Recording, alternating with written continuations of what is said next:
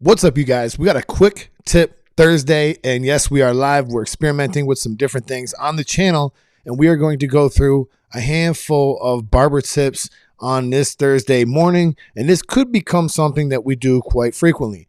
So we have a couple of different things here to just jump right into it, but one of the first things that I want to talk about is how everybody could kind of look at a haircut a little bit different. Somebody might call it one thing. Somebody might call it a high fade, a low fade, a mid fade. And I know a lot of you haters out here on the internet are like, oh my God, that was actually a really high fade. Like, okay. So the quickest and first tip we're going to talk about is what I view a high, mid, and a low fade actually is, and what it actually is, which we're going to get to in a second. If I was to take a comb, which I don't have a comb, but I do have this brush, and I place it alongside of the head, right where it leaves the head, that's called the parietal ridge, and that runs all the way around the side of the head. Now, the interesting thing about that is if I put my initial skin line in, my trimmer line in, or my first guideline in, on or above that, that's going to be a high fade. Anything below that, that's probably a mid fade. Anything lower like that could be a drop fade. That could be a low fade, which frankly is honestly kind of a dumb haircut.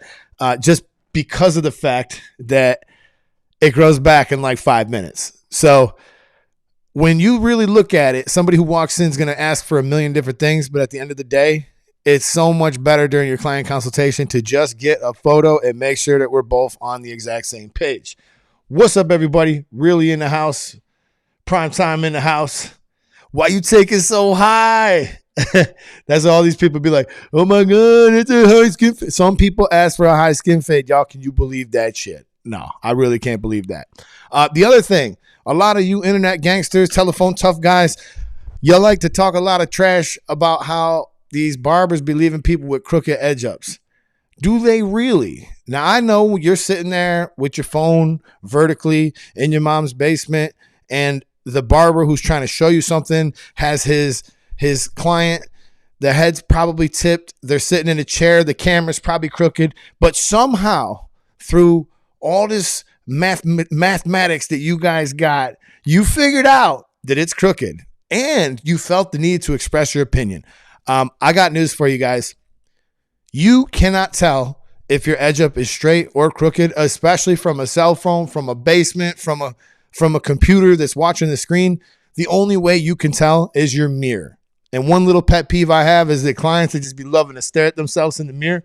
Oh my God. I thought that mirror was here for me. Yeah, I'm just yo. Can you just keep your head straight? I'm trying to see if the fades, like this is the stuff that clients do.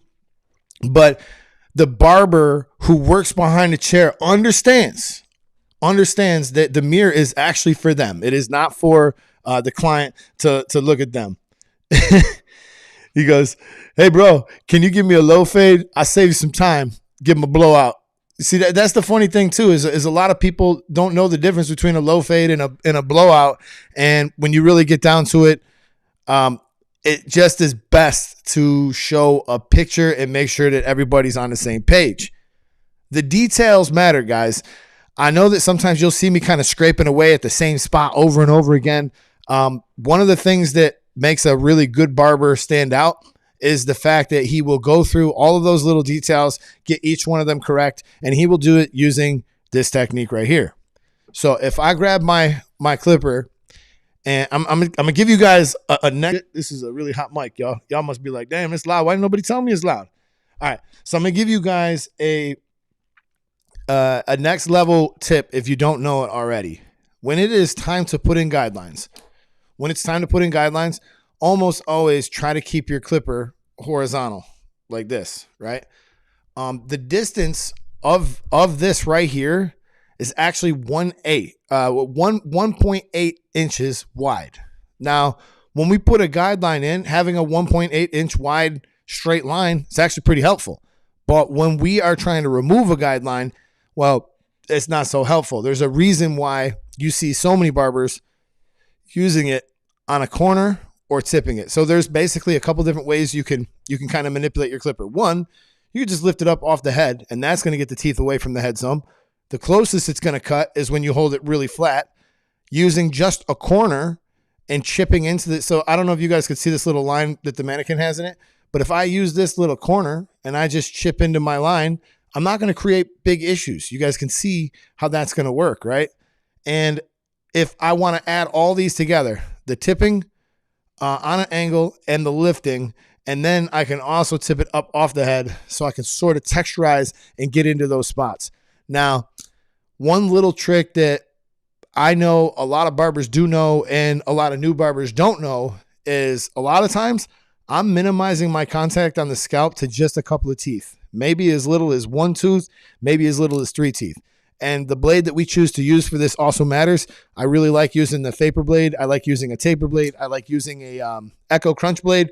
All of these things make my life just that much easier.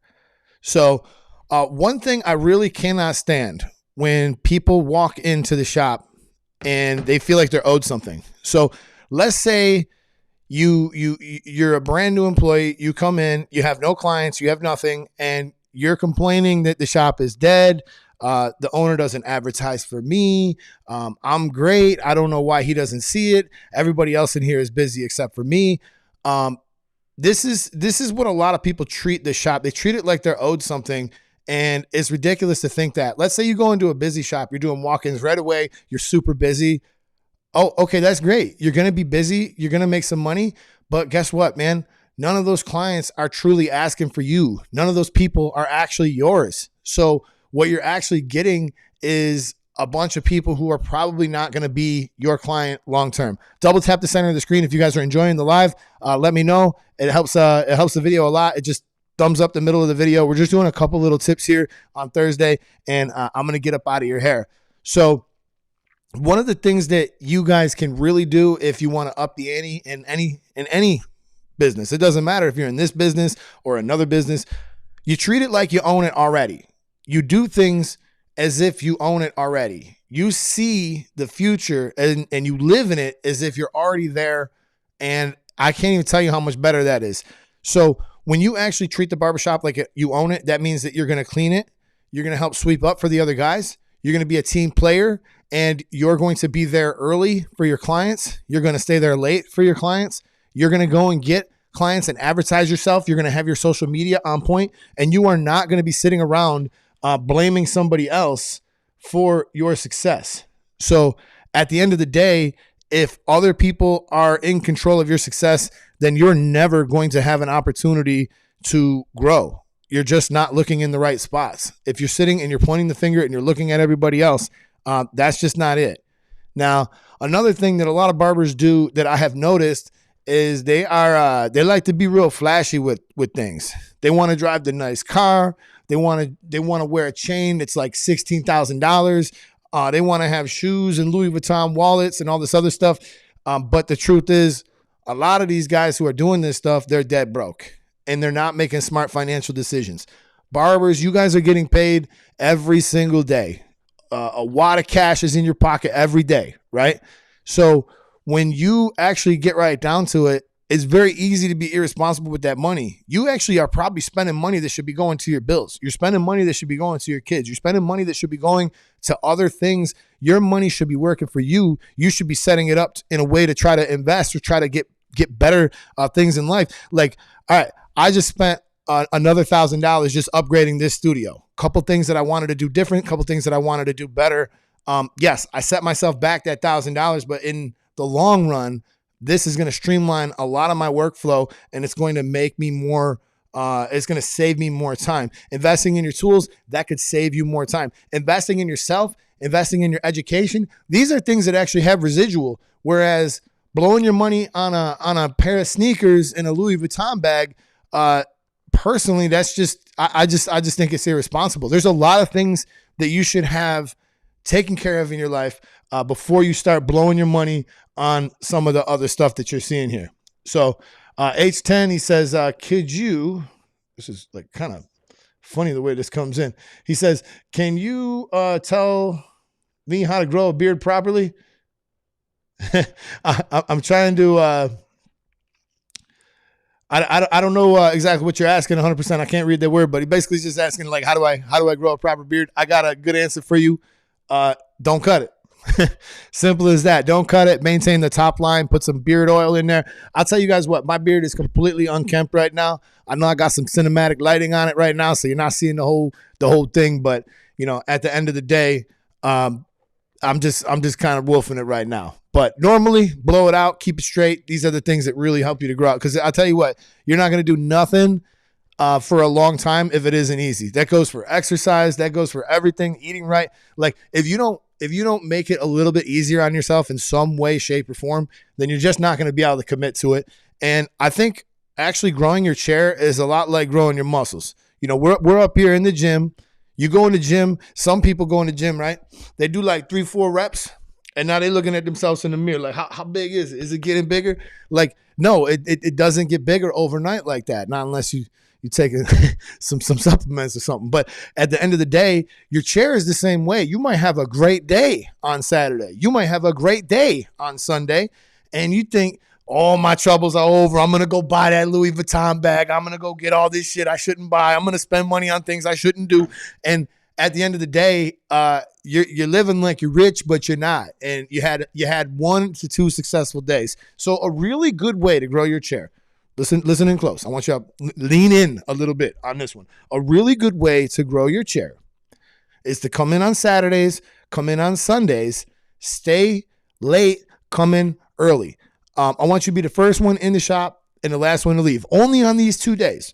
The rest of the week, stick to your schedule. And when you're going to be shocked how many people come in these days, for one. And for two, what you're going to start to do is you're going to start to move these people over to other days in your week. And I would start with the day that is the slowest, which is typically for most barbers like a Wednesday. Who wants to come in on hump day? Not many people, right? But people will come in on hump day if they understand that it would help you because they like you. Double tap the middle of the screen if you like what I'm saying. All right. So people are going to come into the shop on Sunday and you're going to say, listen, Joe, I know I've been cutting you on Sunday and everything, but man, the Sundays just get it so busy. Is there another time throughout the week that will work well for you? And he's going to say, of course, Ed, I could definitely do it like any day you want, man. I love coming here. And he's going to say, what day would help you out? And you just say, hey, man, I think it'd be really cool of you to come in on Wednesday.